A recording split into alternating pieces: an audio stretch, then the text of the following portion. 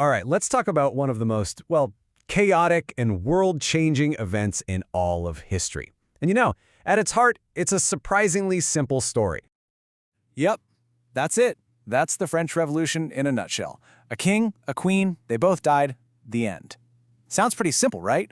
But of course, it's never that simple, is it? So, what's the big deal? Why is this story so important? Well, it's because everything that happened between that simple beginning and that simple end, it completely reshaped our world. I mean, think about it. Ideas like democracy, the separation of church and state, even the political labels we use today like left-wing and right-wing, they all came from this. So to really get it, we've got to go back to the start. Okay, so before the big explosion, you have to understand the pressure cooker it was building in. See, France back then was split into 3 groups, or states, and let me tell you, the system was deeply, deeply unfair. Just look at these numbers. It's kind of crazy when you see it laid out like this. A whopping 98% of the people, we're talking everyone from peasants and farmers to city workers, they were all lumped into what was called the Third Estate. And that tiny little slice left over, that 2%, that was the clergy and the nobility, the super privileged elite. And here's where it gets really outrageous.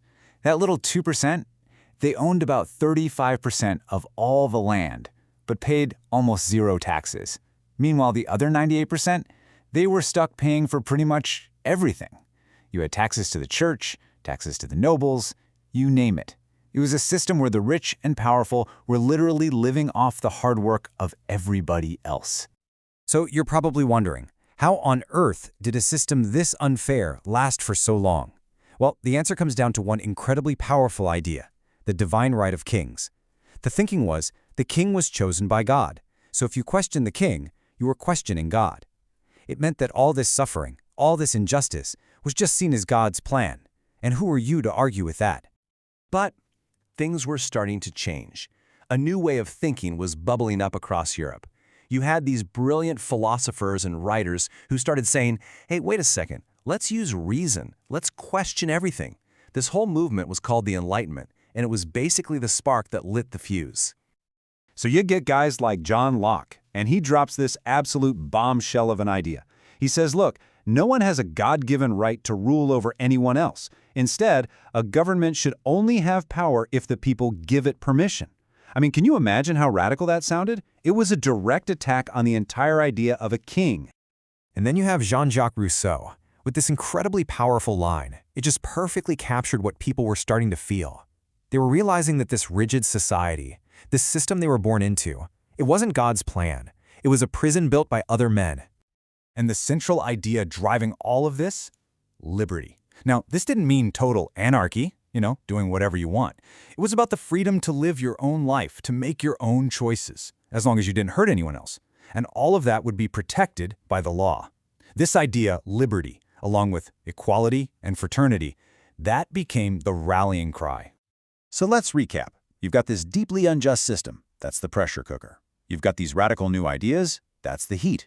All you need now is a spark to make the whole thing blow. And in the late 1700s, France got a whole box of matches. The government was broke, people were literally starving in the streets, and the king and queen, well, they just didn't seem to get it. And things started happening fast. First, some terrible laws make the price of bread shoot through the roof. The king, panicking about the country's debt, calls a meeting of the Estates General. But the voting system is totally unfair. The 2 privileged estates could always team up to outvote the Third Estate. So the Third Estate just says, forget this, and declares itself the National Assembly, the real voice of France.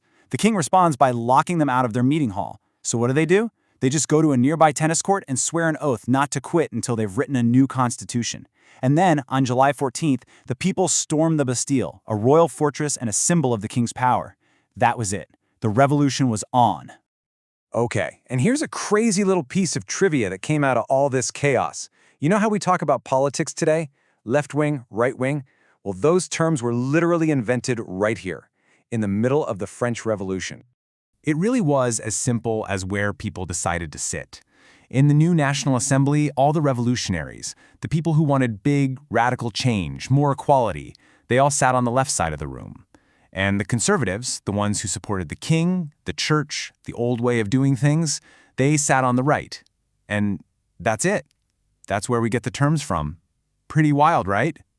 The revolution just kept rolling, and by 1792, it was official. The monarchy was gone. France was now a republic.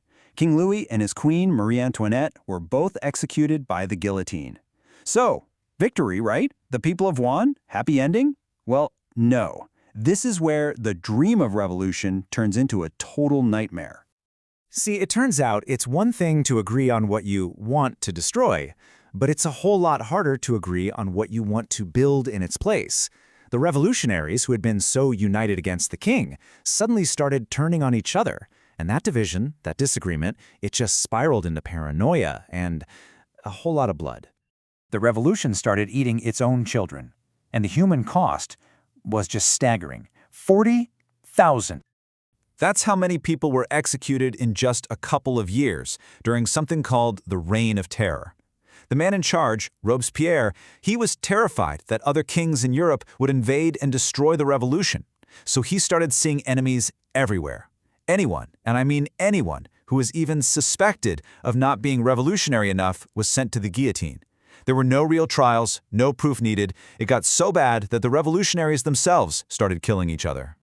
So after all this chaos, all this bloodshed, France was just exhausted.